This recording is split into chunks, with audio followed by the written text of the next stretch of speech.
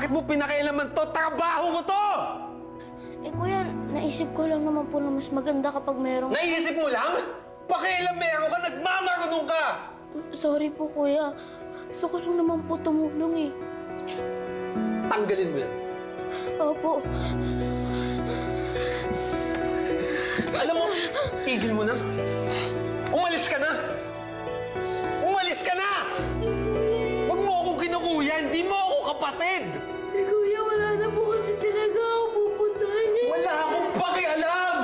Si nanay nga walang pakialam nung iniwan ako eh. Pues ako, wala akong pakialam sa'yo. Ayoko nakikita yung mukha mo. Naaalala ko na yung sakit nung iniwan ako ng nanay ko eh. Alam mo, okay na ako eh.